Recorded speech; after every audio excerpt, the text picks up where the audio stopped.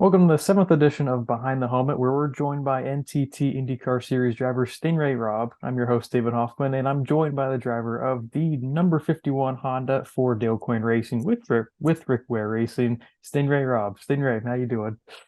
I'm doing well, David. How are you? Yeah, doing pretty well. We both are kind of like on a little bit of a less sleep, but I guess we'll tell you about that. You're at Coda yesterday for the NASCAR Cup race. Yeah, we got to go to Coda this last weekend with Rick Ware Racing.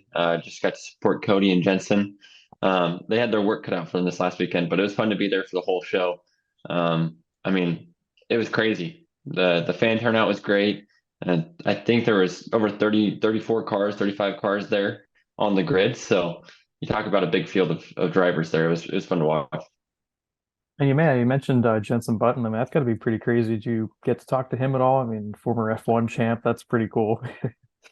I did get to say hello right before he was getting in the car, but he was focused up and ready to start driving. So I didn't want to bother him too much. Make sure that I was just there supporting him, and he knew what he was supposed to be doing. He didn't need me to tell him anything.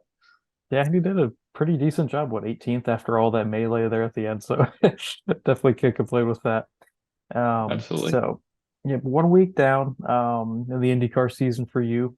Finished 16th, right? I believe I should have the stats, but yeah. So 1 week down, did it sink in at all that you're an IndyCar driver a little bit more? Or is it still a little bit like surreal in a way?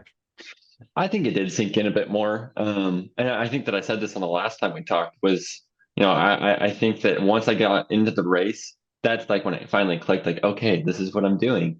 Um, and so I think that the realization of like what I'm doing is IndyCar racing now is true.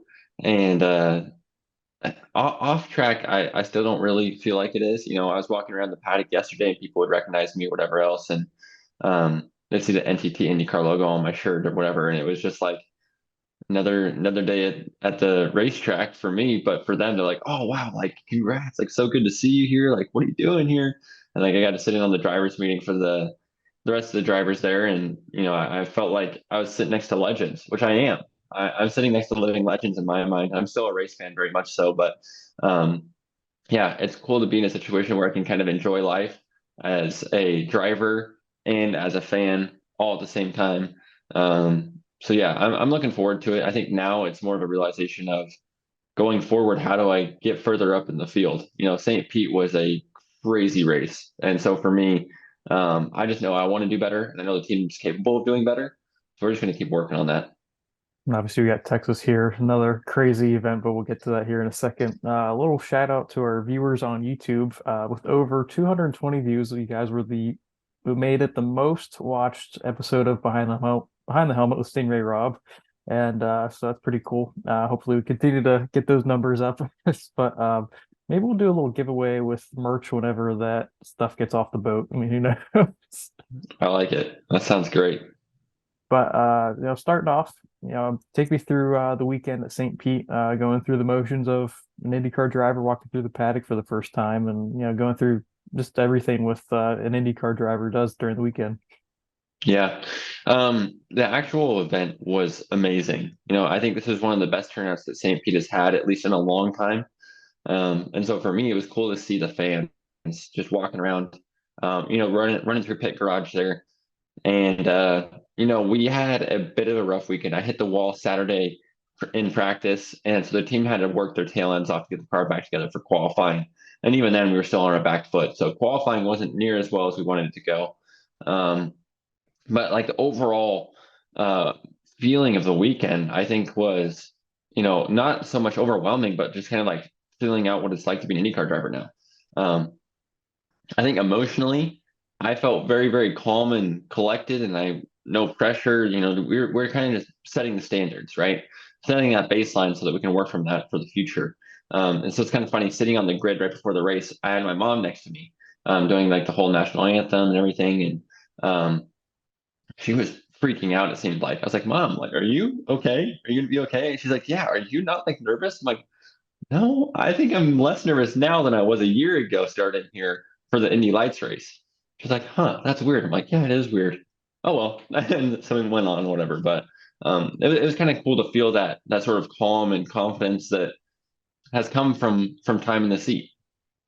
And it's kind of cool because it's like you're like obviously it's natural to feel a little bit of nerves, but like it shows us like I guess the maturity as a driver, knowing that you know what to do. You have a great team behind you, and just kind of the moment's not too big. And I think that's going to only continue. And maybe you'll have a little bit of nerves with the Indy 500 since it's the Indy 500 here in May. But yeah, it's just that's just you can tell that it's like like that transition, like you're ready for it type of thing. Yeah, and I think also part of that was, the nervousness, the fear that you have going to a race is like a what if. What if this happens? What if that happens? And I'd already experienced the what if when I hit the wall on Saturday. I was like, that was worst case scenario. I already know what that looks like, so it can't get any worse. And then we had the pile up at turn three there on the race start. So I was like, okay, maybe that's how it does get worse. But we actually kept going, so it worked out well. So yeah, I think that calm, cool collectedness came from just the way that the weekend went. There was no pressure to um, put it on pole because that was already done and dusted, and we had to move on from that. Or no pressure to even have a podium. It was a long way up the field, and so to finish where we did, I was pretty happy with it. It was just survival, and there's a lot of other guys in the championship that are now behind us that have finished pretty well in the last few seasons. And you mentioned lap one, their crazy turn three, Meyer Shank Racing, all their guys got knocked out. Definitely DeFrancesco goes airborne. It was one of the weirdest slash, kind of scary incidences like that we've seen. Is incidences a word? Oh, incidents. Goodness, it's There just you go. early, man. Um, just revoke any credit I had there. But that was an awkward type of wreck. Just you were involved with it as well. I know they had the one camera, you're sliding, trying to get out of the way there. But what did you see from your perspective with that wreck in particular? Yeah. So, I mean, first off, the start was pretty terrible. I think that we should have done a better job getting packed up earlier on in the lap there, formation lap. And so for the last 7, 8 cars, we weren't even connected to the front part of the field there. When the green flag was thrown. So I think that combination of deals just made it that much worse going into turn three because we were trying to make up ground that was lost in, even before the green flag was thrown. And so coming around turn three there, we were all pretty single file. I had the two Funkos cars in front of me, and I watched them check up a little bit and go to the inside. And in my mind, I was like, oh, they're checking up and trying to avoid a wreck that maybe is spinning to the inside. I thought that maybe someone clipped the wall on the exit of turn three and then was like drifting over. And so I said, okay, this is my chance. I'm going to jump out of line, go around on the outside. Well, as soon as I even took a peek out, I was like, no, that was the wrong thing to do. I saw Devlin there spinning, and I think the other Meyer Shank car, which was Helio. And so I knew immediately. I was like, that was a terrible choice. So I woed it down, and that's where you saw me slide the car sideways. And I thought I was going to escape through, but uh, Simon just caught her right side, and there's not enough room on street courses when you got that many cars stacked up in a tight space. And you ended up having a, pit, slap a new nose on the car. And I know you're a little bit surprised that you're able to continue on, but just for a while, and you were in a little bit of no man's land as the only guy a lap down. Just during that portion of the race, it was probably over half the race, it felt like. Just what was that approach for you guys, knowing that, you're on, like, you could get your lap back, but it's like you're kind of just racing yourself in a way. Yeah, I mean, I actually think that was a good spot for me to be in. I learned a lot during that time. Part of IndyCar racing is that it's not just about raw speed, and so you got to be able to save fuel, save tires, manipulate where your lap times are going to be, so that when the other guys pit, you can do a longer stint, etc. And so we were trying to do an overcut essentially on the leaders to get our lead lap back, and at some point during the race there, it worked out. So we were able to do a splash and go at some point to get that longer stint in. And then I just worked on saving fuel. And for me, that was really good practice because I could do it outside of traffic. I could do it away from other cars. I could do it just to see what my best number could be while holding a good lap time. And then the caution flags and everything else, it was also a good chance to see how much fuel we could save under caution, trying different techniques there. And so for me, I thought it was actually an okay spot to be in, considering where we started the first lap. Getting that crash and then continuing on. Who was to say that that wasn't the best thing that could have happened for me in my first race, just to get some experience in by myself running some laps. And it's with all those cautions, cars getting wrecked, and you were like 13th with on the lead lap, 3 laps to go. So that was, huge, I'm sure, for you. And just what happened in those final few laps where you ended up going back to 16th. Yeah, so we actually didn't have a chance to run the alternates in a long stint, like the other drivers might have. And so going to that last stint, we put the alternates on, and I was trying to do quali style lap times, and I just didn't realize how fast they were going to go off. I ended up boarding the right front tire and then went long in turn 10, just trying to stay out of the way of the leaders and trying to push for lap time. And I just locked the right front and went straight. So definitely a big lesson of what not to do there. We did find a few things in the car that might have been able to help us, but for me, that was a big mistake on my part, and so I felt bad for the team to lose those few positions. But um, considering the day that we had, a little more attrition didn't seem too bad at the end of it. And it just seemed like the intensity of the overall race itself, the atmosphere was a little bit higher, and there was a good bit of tippers for there, and whether it was Will Power and Colton Herta or Grosjean and Yeah, McLaughlin. Just how was that intensity for you, and just how does that differ from like Indy Next? I definitely felt it, and I think I felt it through the whole weekend. And for me, that's because the driver field is just so stacked. I mean, you look up and down the lineup, and there's no room. And you talk to any other driver on the field, and they're going to say like, "Oh man, if I were to have been a tenth and a half faster, I would have been 4 spots up, whatever it is." So, um, to me, it's just like another level of competition that we haven't seen in other series. Indy Next was pretty competitive last year, but there's drivers to fill in those gaps now. There's no sort of um, I don't even know how to say it. Like there's no sort of margin to driver. It's all filled up. So I think that just requires guys to be more aggressive, like we saw with Roman and Scott. And also, I think that going into the season, everyone's kind of fighting for that top dog spot. For the previous history, I think that Dixon was kind of the standard, and then Newgarden came in, and those two guys were kind of the baseline. But with Will Power coming in this last season and winning the championship, and Alex Palou for that matter. The last couple of championships have gone to guys that were probably not the most known ahead of time, or not the most um, favored driver going into the start of the season. So I think everyone is trying to get on that early, and we'll see how the season goes. I hope that tames down a little bit, but definitely going to a street race, you see the elbows come out a little bit more, and that doesn't pay off with the concrete barriers. And final question going regarding St. Pete's, what was your biggest takeaway from the weekend, and how can you move forward? I think that our big takeaway from the weekend was the lack of testing that we got during the off season. It's a long time off without sitting in the car, and so for me, just lacking ultimate pace over the course of the weekend. But during the race, I felt like we were within a window on the fuel saving times that we could actually run in a pack, and pretty competitively so. And so I felt good about that. And then from there, I learned a lot about the alternate tires. I started working a lot better with my engineers and with Dale. And so I think that overall it was a productive weekend to build communication and just settle into the team a bit more. And then going to Texas, I know the team's got a good oval car. Takuma finished, or I guess he qualified third there last year. And so for me, I have a good baseline to work from. I know there's a few technical changes that have happened to the car, and so we did the rookie test there and got to feel it out a little bit and make some changes from there going into the race weekend. And yeah, Texas obviously next. You had a test there. You had a test at Barber during that time span. I guess start off with test in Barber. Just what were your takeaways from that? Because I know that's, I believe that's no, that's, I don't know. I was thinking Mid Ohio as favorite track, but yeah, how did that test go with Barber first off? Yeah, Barber is definitely one of my favorite tracks because it's so fast. Everything flows together so well, and it's just a beautiful facility. And so for me, it was good to go there in an IndyCar. And I think the initial reaction was, "Oh my goodness, these cars got some serious downforce." And that was, I think, the first time that I really felt the downforce of the car compared to the Indy Next car.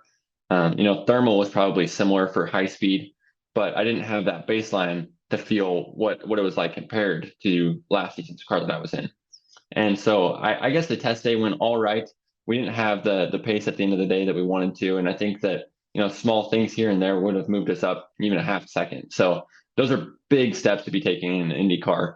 And I think going to the race weekend, I'm going to be in a much better spot, knowing where the car is going to be, knowing what it needs from me. And then I think the team, we did find a few issues and, just knocking the rust off. So it was really good to get in and see where we line up a little bit and just learn a thing or two. I think that IndyCar around Barber is definitely a bigger deal because of the high speed nature of the track and the better dampers of the IndyCar allow you to just manipulate everything so much more efficiently and effectively. Then you went to Texas Motor Speedway, 200 plus miles an hour around that insane track. Just how would you describe that sensation of speed, especially that first time going out there? Because is that your first time going 200 miles an hour in like a race Yeah, car? Yeah, yeah, so how it was that? was my first time. That's the first time in my life I've had my breath taken away by the sheer speed of a race car. I mean, I was going around probably second or third lap in fourth gear going, oh my goodness. And so, at some point I had to let my left foot drop over on top of my right foot so I didn't lift just to go flat. And it was really good. I think that I was expecting less of what the car was capable of doing. And so to roll off and just go flat in the first session, I thought was pretty exciting. And that day that we were on track, we had tornado warnings at the end of the day, and so it was raining, it was windy, so all those things that affected how we were handling on the racetrack. But I think that going into the race weekend, had I not had that time on track, I would be in a way different spot. Confidence levels up. I know where the track's going to be. I got my uh, focal points down on the racetrack so that I can, turn in here, apex is here, try different lines. And it was actually really cool too, just the whole experience of being there. Um, Obviously, the speed is insane. I think that every time I got out of the car, the team could see I was like, oh my goodness, this is so fun. This is the crazy track. And I don't understand how we're going to race here. But I actually had Poncho Carter as my spotter for that test. And after the weekend, I got to sit down and talk with him and Dale a little bit and just listen to some of their stories. And so for me, that was really cool. That was probably the highlight of the weekend, next to driving 220 miles an hour. And I think it was like the biggest tracks in terms of ovals you've run on has been Iowa and Gateway and Indy next. Just do those tracks give you a bit of comfort, or is Texas just such a No, unique animal? no, it is. I don't even understand how they can be compared as ovals. Because for me, Gateway and Iowa, I mean, and they are for IndyCar, they're short ovals, and so you actually have turns that you have to make. In Texas, it's like you can't see the end of the turn, and so in your mind, you have to be looking so far up the road that you're almost picturing it like a long curving straightaway. And so it's like, how do you stay flat down this long curving straightaway? And so, yeah, it was definitely a different experience because you just have to look so much farther ahead because the speeds are so high. I mean, you look down at your dash for 1 second and you're 320 feet up the road. And so at any rate, that's insane, right? You blink and you're halfway through the racetrack. It's gonna be crazy. I mean, just so going into Texas this weekend, what do you feel was going to be the biggest challenge for you to overcome during, with the weekend first off, but then racing on Sunday? I don't know yet. We'll find out when we get there. I think that after St. Pete, I saw a good example of, what I need to work on for pit stops, et cetera, and just staying clean. And, Texas is always an interesting track, I think, because the speeds are so high. And with that PJ1 compound on the upper line, it limits what you're able to do as far as racing goes. And so it'll be a good trick to just roll off the truck as a strong car in the field and qualify well. Getting that position early on in the weekend, I think is going to pay much bigger dividends than it would be just to fight through and have the raw race pace. And so for me, I think that the goal of the weekend is to qualify better than we did last year, or better than we did, sorry, not last year, but at St. Pete, similar to where Takuma was last year. And I know that's a big standard for me to hold to myself, but I know the team's capable of doing it. So it's just a matter of working together and getting the job done. You mentioned the PJ1. I know that's made races sketchy there for IndyCar the past couple of years. You think there's going to be a potential for a second lane, or did you like test that at all during the testing, or not really? Just because it's wanting to get your bearings straight. Yeah, we didn't really test that. The one time I did test it, I didn't really want to be there. Just got a little high trying something new, and it didn't really pay off. But it'll be interesting. The track didn't progress a whole lot while I was there at the test because there's only three of us drivers on track, and with the rain and wind and everything else, cool temperatures, it just didn't grip up. And so we'll see what it's like with 26 other cars out there. And I think that IndyCar will do a good job of giving us some time to run that second lane and work it in a little bit. But um, it is sketchy. That PJ1 compound is definitely something that I haven't dealt with before. And so for any sort of racing experience, you want to have a little bit of margin for error, and there's just not. And you're doing 220 miles an hour. So for me, it's a bit of an interesting thing that we're even going there, just because I haven't even experienced what it's like to drive 220 miles an hour in a race car. And not to mention, we're going to be racing other guys with 1.5 lanes to drive on. So I'm sure it tightens up during the race. We'll see how it goes. As long as you keep it all four wheels on the track, I mean, I feel like that's probably gonna be assignment one, and as you get through the weekend, only get quicker and better, and all part of the learning process. And I'm sure Texas is probably not going to be the most like enjoyable aspect of like the season, just knowing that, oh goodness, this is the first time ever on an oval at this speed. But I mean, it'll help you with Indy as well, I'm sure, in some way. Absolutely. And I think that's the goal is we're going to try and make it a learning weekend and finish lap.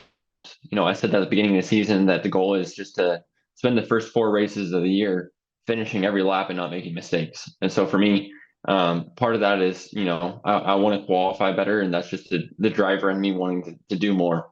But, I got to keep my focus right and make sure that I'm not getting too far ahead of myself and just keeping the car together and bringing it home at the end of the day. And that'll help us in Indy. Having a good experience at Texas, I think, just builds confidence for going that quick at Indy. And it's a completely different racetrack, but I think that the same principles apply. And so for me, I'm going to be working with the team just to figure out what I need to do to get ready for Indianapolis for the 500. And I think that they have a lot of experience and some good knowledge with the previous success last few years. And obviously, Takuma was an oval maestro, it seemed like. And so to have his knowledge experience from being with the team last year, I think that everyone's in a pretty good spot of where they know that they need to be. But we don't know yet. We'll confirm that once we get into the race weekend. It should be interesting, and we'll make sure to tune in. We'll get your plug here at the end of the episode of where to tune in and everything else. But heading into random questions, you ready for whatever the heck I just thought of on the spot? Sounds good. All right, so I guess I was watching Bus Bros the other day in light of Joseph Newgarden and Scott McLaughlin calling you out on the show for guessing that you have the worst taste in music in the paddock, just solely based on they don't know much about you. So I guess putting a little spin on it, what's a song that you're not ashamed to rock out to, or a genre, whether that's in the car while you're driving somewhere or at the gym? My go-to lately has been Forrest Frank. He just came out with a new song called "No Longer Bound," and it's cool to see a sort of pop artist kind of turn to his Christian roots. And so that's what I've been listening to lately. He was one of the band members of Surfaces, and so I've listened to their music last few years, and then to see him kind of go out on his own is pretty cool. And go on with that. Gosh, in terms of music, I mean, I feel like I'm nowhere near country. I mean, look at me. But I feel like I've kind of randomly just listened to country here recently just because I don't know, I feel like you kind of go through these stages in life where one moment you're listening to hard rock, next moment Christian music, and obviously, still listen to Christian music and everything else. But then I just feel like kind of you're driving down the road and I feel like you're kind of in that chill type of, let me listen to this backcountry road type of Yeah, vibe. I'm So right there with you. Growing up in Idaho, country music is definitely on my playlist. So if you haven't yet, Luke Combs just released a new album. So go give that a listen. I think it came out last week, I want to say. I was at Pit Fit training and some of the guys put it on and I was like, whoa, what is this? I've never heard this before. Like, it's Luke Combs. This is new stuff. I was like, oh, all right, I can get down with this. It's good. I have not heard that yet. Yeah, I'm gonna have to because I know I've liked some of his stuff before, so that's definitely gonna be on the Spotify playlist here soon. There you Um, go. so what's a place that you've never been to, but you would love to visit someday? Oh, I think top of my head, immediately New Zealand comes to mind. It's just beautiful there. I've heard such good things from people that I know that used to live there or lived there at some point in their life. So yeah, New Zealand, top of the list. I kind of want United States because I mean, yeah, of course I mean, Paris, you could say, or New Zealand, that's a great place to, I've heard that's like a more low-key type of place to be at. But I went with like Toronto. I know you've, been there for at least racing wise. I think Toronto would Yeah. be cool. Sounds like a really, nice city and obviously racing's there too. So I'd have to go to an IndyCar race if we're gonna go there. That or Nashville. I think we're hoping to go to Nashville this year, but that'd be interesting to, check out that city and everything else. Yeah, I think that's a good choice. Nashville's a crazy race, so if you get a chance to go, I'd recommend. Yeah, that's gonna be crazy. And final question for random question generator. Which which generator's me?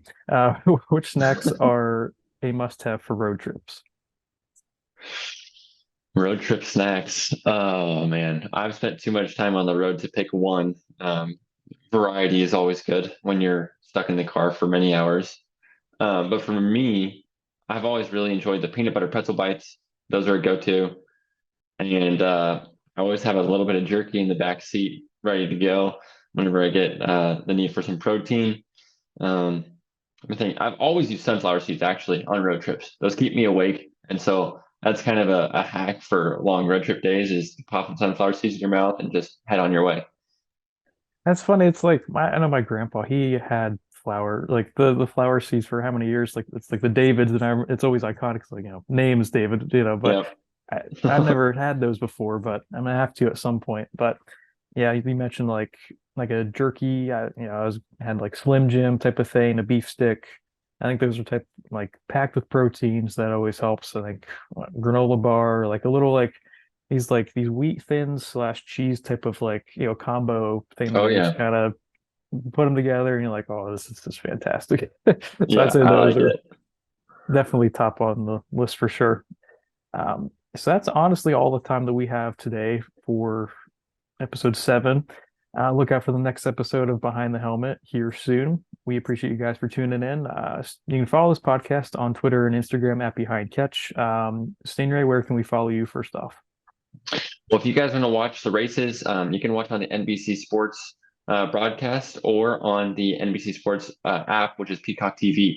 And then our next race is April 2nd at Texas Motor Speedway. And then if you want to follow me, all of my social medias are at Sting Ray Robb, except for Twitter. We wanted to change that up and keep you guys guessing. So it's at Sting_Ray_Robb. And then my website is www.stingrayrobb.com. And then on all those platforms, Rob is spelled with 2 B's. So Sting Ray Robb with 2 B's. There you have it. I like it. That's the first time I've heard you have to like include the second B in Rob's. Is there like something like happened with that, or like someone like got it wrong? No, I think that there was a question that came up the other day, and so I was just like, huh, okay, I should probably start clarifying that it's Stingray Robb, 2 B's. It's always good to just clarify for that. Yeah, make sure you guys tune into the race at Texas Motor Speedway here this weekend on NBC. And thank you guys for tuning in. We'll have another episode here soon. And we appreciate you guys for tuning in, and we'll catch you later.